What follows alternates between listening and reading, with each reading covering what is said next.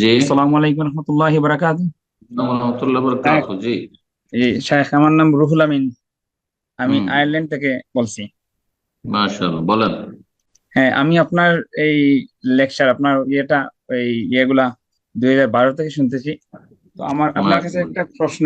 এই এই তাহিয়াতুল মসজিদের ব্যাপারে। তাহিয়াতুল হুম। মসজিদে মাগরিবের সময় আমরা অনেক সময় যাই, গিয়ে দেখি ওখানে আজান হচ্ছে বা আজানের 2-1 মিনিট আছে।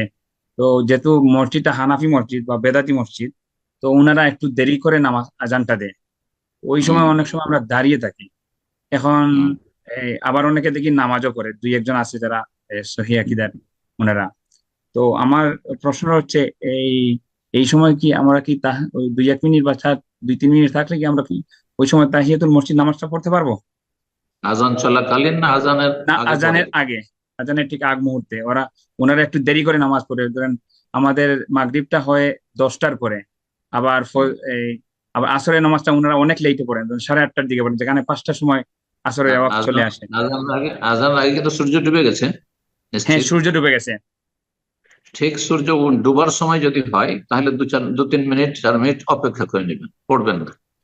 অনেকের মতে ঠিক সূর্য যেহেতু ডুবছে, কিন্তু যদি সূর্য ডুবে গিয়ে থাকে তারপরে তার আজান দিচ্ছে না, তাহলে অপেক্ষা করার কোনো যুক্তি নেই। তবে যদি সেখানে ঝগড়া দ্বন্দ্বের আশঙ্কা থাকে, এমনি তাদের খারাপ লাগবে, কারণ তারা সুন্নতের খেলাফ কাজ করে, সেজন্য তো লাগবেই। মতু বেগাই দেখুক, রাগুক তারা। তো কিন্তু যদি আপনার সাথে ঝগড়া বিবাদ না করতে পারে, তাহলে আপনি সুন্নত শুরু তাহিয়াতুল মসজিদ শুরু করে দেবেন। খুব বেশি করতে পারেন তাহিয়াতুল মসজিদ একবারে ভিতরে মসজিদে না পড়ে পিছন দিকে সাইডে পড়ে নিলেন, যাতে ওদের কুদৃষ্টি থেকেও বাঁচতে পারেন। কথা বুঝতে পেরেছেন বিদাতিদের?